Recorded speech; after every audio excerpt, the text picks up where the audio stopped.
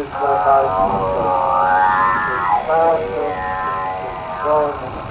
des Heiligen Geistes befehlige auszufahren und der Welt den Jungfrau die Ehre zu geben. Im Namen deiner seligen Jungfrau, im Namen Jesu, befehle ich dir auszufahren.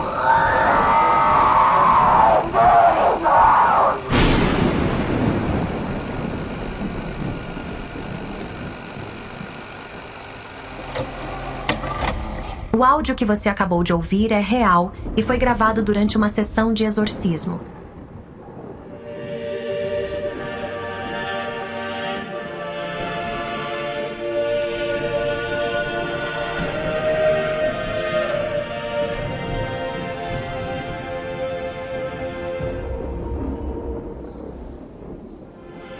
No dia 30 de março de 1978, na pequena cidade alemã de Klingenberg am Main, aconteceu um julgamento que chocou não apenas a Alemanha, mas também todo o mundo.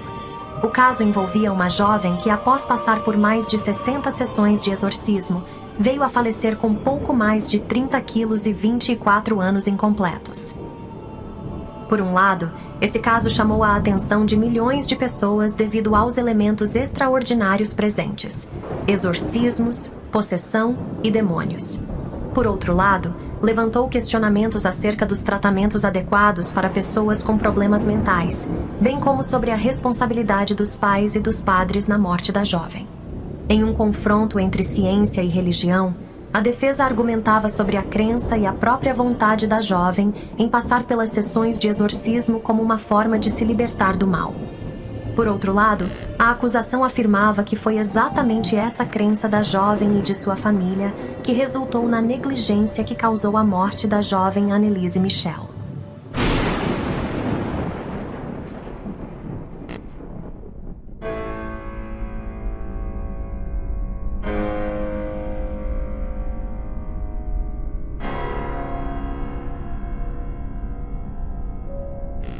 Oi, eu sou a Sofia Salazar.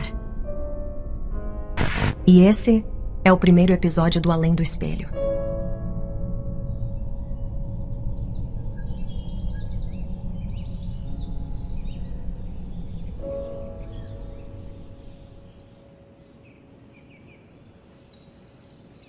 Anneliese nasceu em 1952 em Leibelfing, uma pequena e tranquila cidade da Baviera, no sul da Alemanha. A cidadezinha era predominantemente rural, com famílias que viviam da terra, e sua economia era baseada na agricultura e na produção de alimentos. A região era predominantemente cristã, com as igrejas católica e protestante no seio de uma sociedade que ainda se recuperava das atrocidades da Segunda Guerra Mundial. Anneliese era filha de Joseph e Anna Michel, e era a caçulinha de uma família profundamente conservadora e religiosa, e toda a sua infância foi marcada por uma forte educação católica, e a sua presença na igreja era frequente.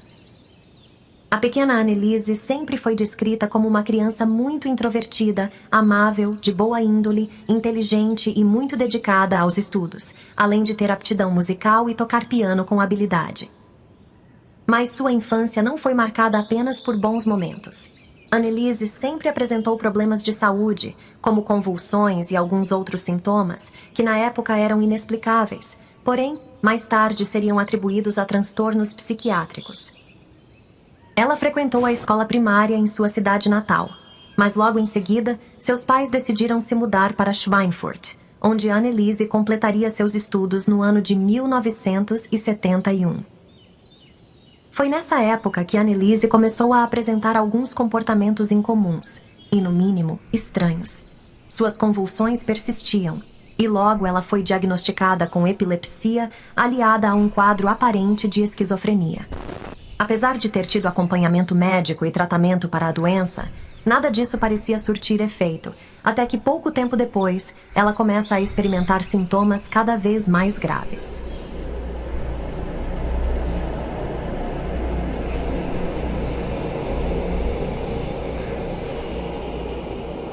Em uma noite tranquila, Anneliese estava deitada em sua cama, prestes a mergulhar nos braços do sono. foi quando Annelise sente cada músculo do seu pequeno corpo se tornar rígido, fazendo dela uma prisioneira de uma sensação angustiante. Sentia um peso descomunal que parecia esmagar seu peito, como se alguém, ou alguma presença misteriosa, estivesse sobre ela. Para que tudo se tornasse ainda mais aterrorizante, Annelise se viu aprisionada em um silêncio sepulcral, com uma total incapacidade de articular uma única palavra sequer. Enviada para um internato no Hospital Psiquiátrico de Mittelberg, Annelise enfrentou uma jornada de quase 1 ano sob um tratamento intenso. Lutando bravamente, ela vislumbrou uma luz de esperança enquanto sua condição melhorava gradualmente. E assim, após receber alta, com uma força que parecia inesgotável, Annelise conseguiu concluir seus estudos, superando todas as adversidades e angústias que a assombravam. Com o coração cheio de determinação e fé, ela seguiu adiante e se matriculou na Universidade de Würzburg, onde iniciou sua jornada de estudos em pedagogia. Contudo, ao longo desse tempo ela continuava a ouvir vozes e sussurros, lançando sobre ela um terror indescritível, enquanto a ameaçavam e praguejavam palavras que diziam: "Você arderá no inferno."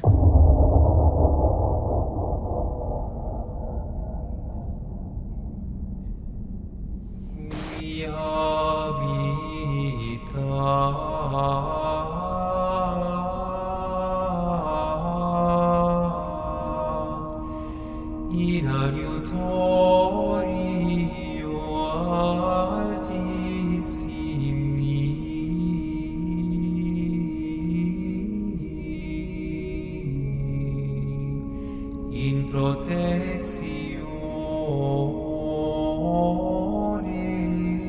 Dei Celi.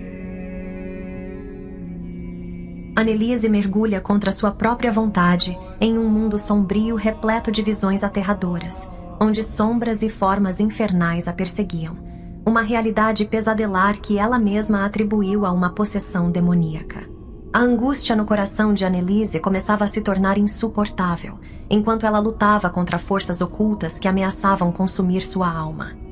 Em suas preces diárias, Annelise podia ver surgindo 3 faces demoníacas diante de si, que a confrontavam com sua terrível presença. Com o passar dos dias, ela via sua tolerância aos lugares e objetos sagrados diminuir, afundando cada vez mais em um abismo de crises depressivas. A escuridão que envolvia sua alma parecia a consumir, enquanto suas emoções se tornavam um turbilhão incontrolável. A dor e a desesperança tomaram conta de seu ser, deixando-a em um estado de profunda angústia e solidão. Desamparada diante da falta de uma cura definitiva por parte dos médicos, sem uma explicação satisfatória para o sofrimento que a consumia, Annelise e seus pais se viram obrigados a enfrentar a perturbadora possibilidade de uma possessão por uma força sobrenatural e maligna.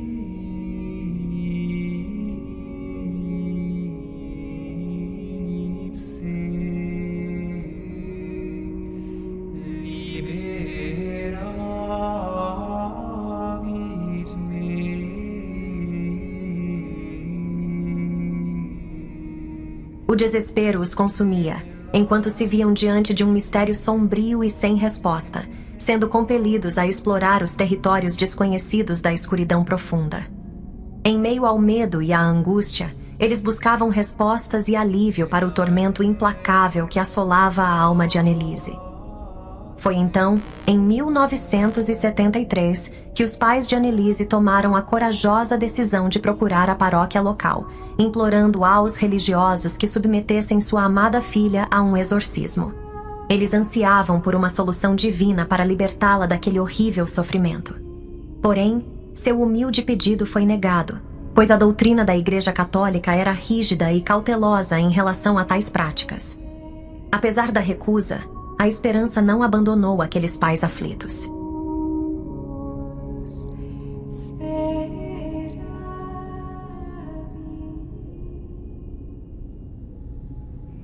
Naqueles tempos sombrios, a jovem Annelise era dominada por uma violência assustadora. Seu comportamento ultrapassava os limites da compreensão, trazendo consigo um vendaval de dor e desespero. Anneliese proferia palavras venenosas e lançava suas mãos em fúria contra seus familiares. A própria essência do amor e da união familiar era profanada por sua violência incontrolável. Suas noites eram passadas no chão gélido, em um leito improvisado, e sua alimentação mais parecia um espetáculo macabro que consistia em devorar moscas e aranhas. Sua dor e violência iam além dos limites conhecidos, transbordando para os atos mais sacrílegos. Crucifixos eram despedaçados e imagens sagradas de Cristo eram por ela profanadas. Ela não poupava nem a si mesma.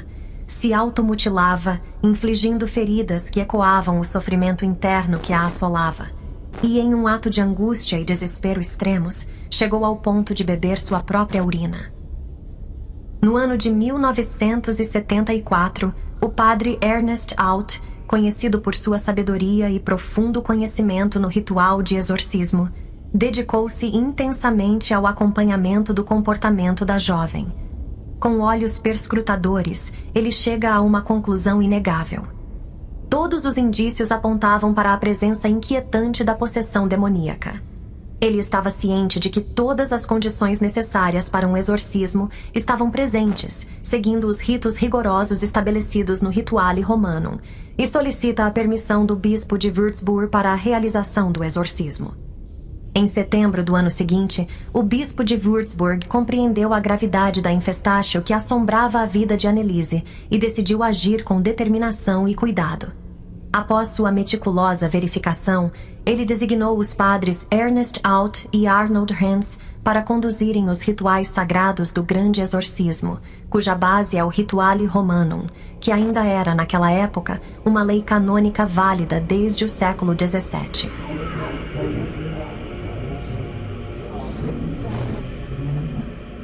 Nomine Patris et Filii et Spiritus Sancti. Amen.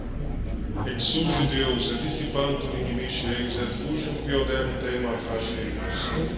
Ufficibatur fumus tutissimum. Sicut fluit scera facieninis, sic periunt peccatoris a facere. Iudica Domine iudicantes lem, punium puniantes lem, confundantur et reveriantur querentes animam. Avertantur retrorsum et confundantur cogitantes animam.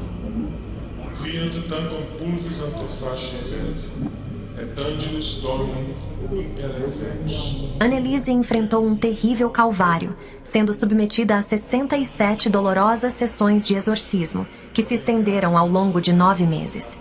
A cada semana, 1 ou 2 vezes, ela se via imersa nesse pesadelo angustiante. Durante esses momentos sombrios, era comum vê-la sendo segurada e contida por até 3 homens, e em algumas ocasiões chegava ao extremo de ser acorrentada. Seus joelhos, já tão castigados, estavam repletos de lesões resultantes das genuflexões compulsivas que ela se submetia durante as sessões de exorcismo. As sessões ficaram registradas em 40 fitas de áudio, numa tentativa desesperada de preservar cada detalhe. Ao ouvi-las, somos confrontados com as vozes aterradoras de 6 demônios que a possuíam. Criaturas que se autodenominavam Lúcifer, Caim, Judas, Nero, Hitler e Fleischmann.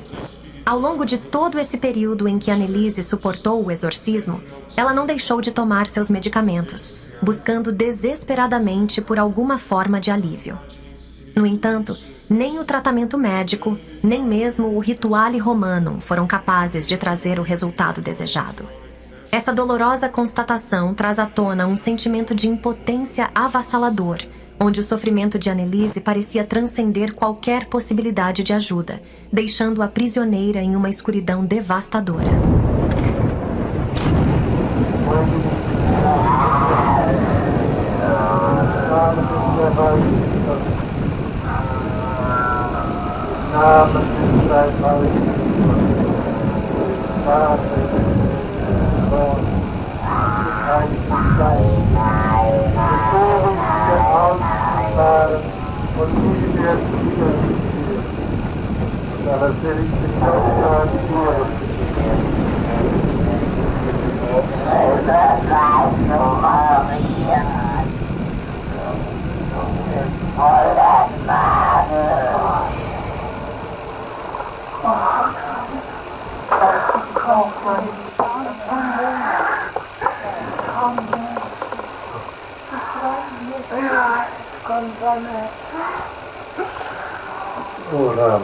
Oramos por Deus omnipotente. O Spiritus Invitatus Ambius non habia potestatem in hac camula tua Annelise. Salve Regina,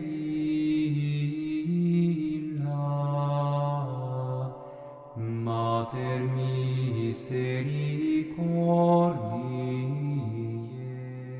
Annelise compartilhou um sonho que teve, um encontro com a Virgem Maria, onde lhe foram apresentadas duas escolhas para sua condição. Foi-lhe proposto ser libertada imediatamente do jugo dos demônios ou continuar seu martírio, a fim de revelar ao mundo a existência indubitável do reino espiritual e a terrível influência dos demônios. Com uma coragem indescritível, Annelise escolheu a segunda opção.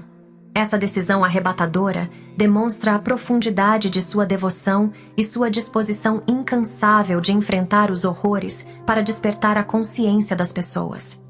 A escolha de continuar seu sofrimento, mesmo sabendo das consequências devastadoras, é um testemunho poderoso de sua fé inabalável e de sua determinação em revelar a verdade além das sombras.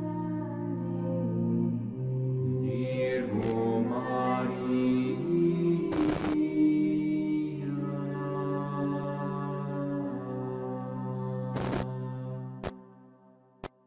No fatídico 1º dia de julho de 1976, exatamente na data em que Annelise havia previsto sua libertação, a jovem encontrou a morte enquanto dormia.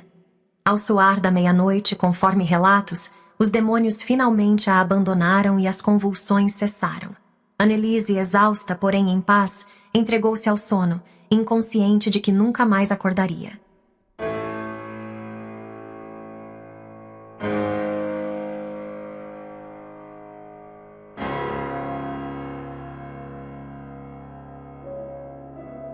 Após a partida de Annelise, num momento de profunda tristeza, os padres Ernest Alt e Arnold Hans comunicaram o óbito da jovem às autoridades policiais, que de imediato abriram o inquérito e deram início às investigações. Durante a autópsia, o olhar cuidadoso do legista observou muitos vestígios deixados. O estado avançado de desnutrição, uma severa desidratação, além de inúmeras marcas e ferimentos por todo o corpo. Foram esses vestígios que, paulatinamente, foram causando a falência múltipla dos órgãos. E com o seu corpo totalmente comprometido, pesando pouco mais de 30 quilos, a vida de Annelise esvaneceu silenciosamente como o apagar da chama de uma vela.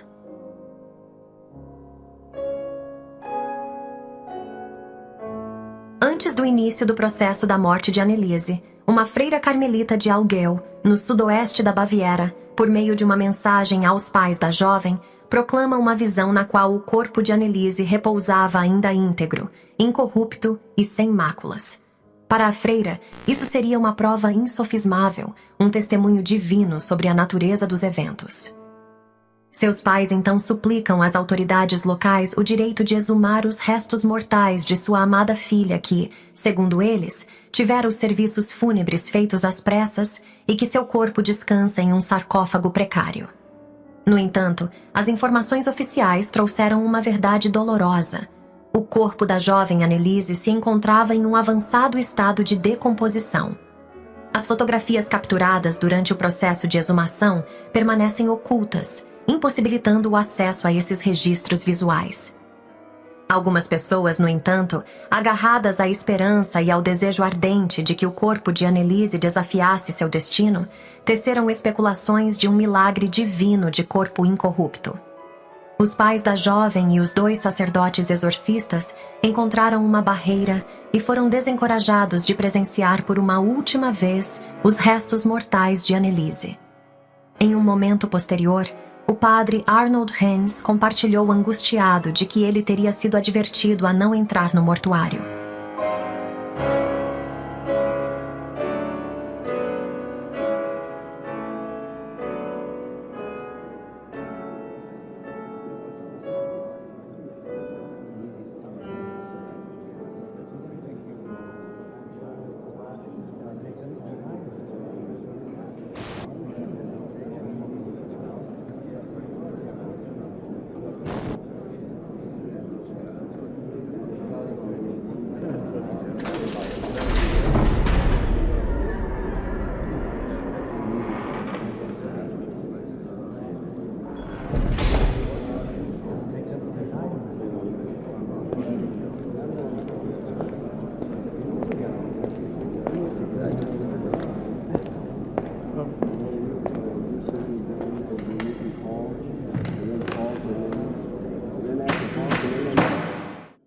julgamento do processo, que se tornaria conhecido como o caso Klingenberg, teve seu início no dia 30 de março de 1978, abrindo portões para o frenesi da imprensa e o interesse da sociedade alemã.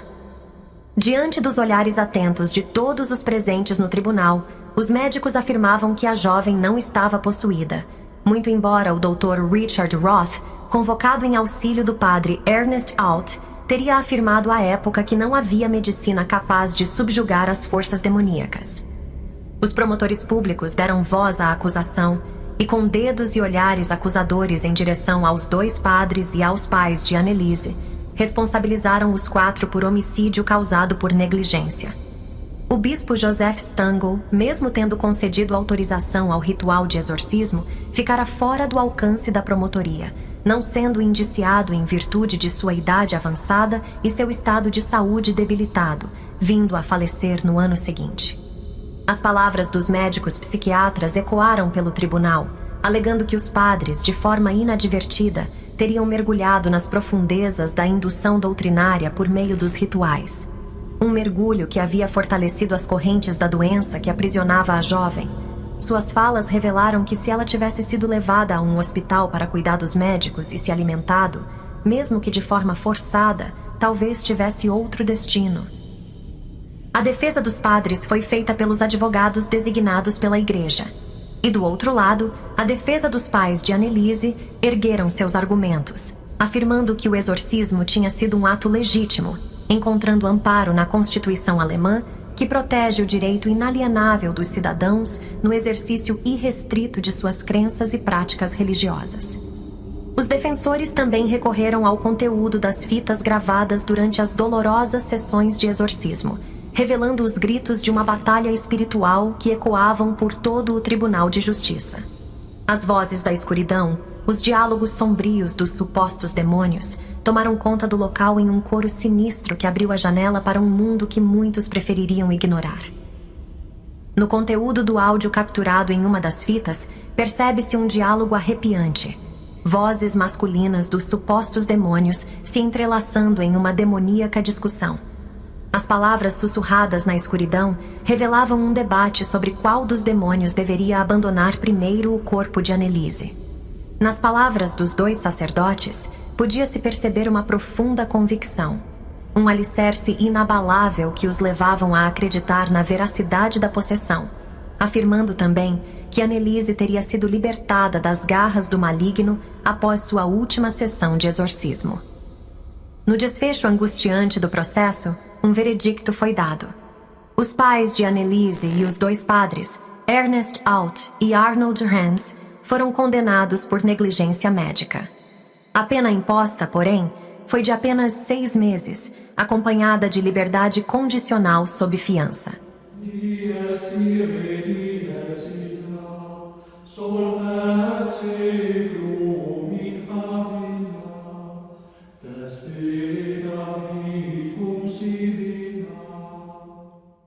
Em 1999, na cidade do Vaticano, o cardeal Jorge Medina Esteves apresentou diante dos olhos atentos do mundo todo uma revisão do Rituale Romanum, que era tradicionalmente usado pela Igreja desde 1614. A nova versão, escrita em latim por 84 páginas encadernadas de couro carmim, veio romper com as tradições do passado após um intenso estudo de mais de 10 anos. A obra foi chamada de Exorcismis et Supplicationibus Quibus Dam, ou, em português, de todos os gêneros de exorcismos e súplicas. O rito de exorcismo reformado foi aprovado pelo Papa João Paulo II, que desde então é adotado pela Igreja como o rito de exorcismo oficial.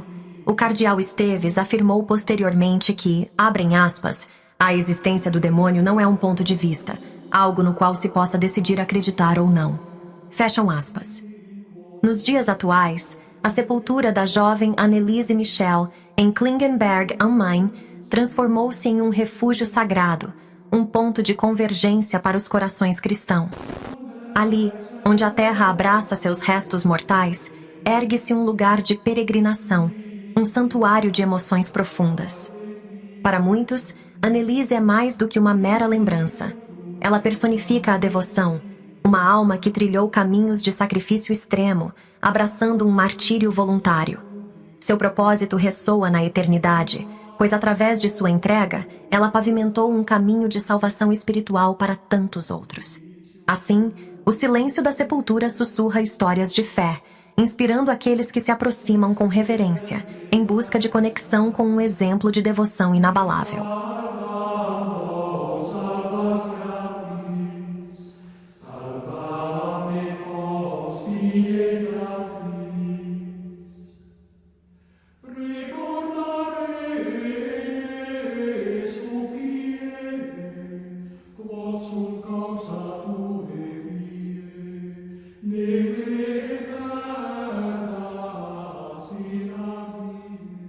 Esse foi o nosso primeiro episódio e eu gostaria de te pedir um favorzinho. Se você gostou do nosso conteúdo, se inscreva no nosso canal, dê seu like, deixe um comentário e compartilhe esse vídeo. A sua ajuda é importantíssima para nós. Até o próximo episódio.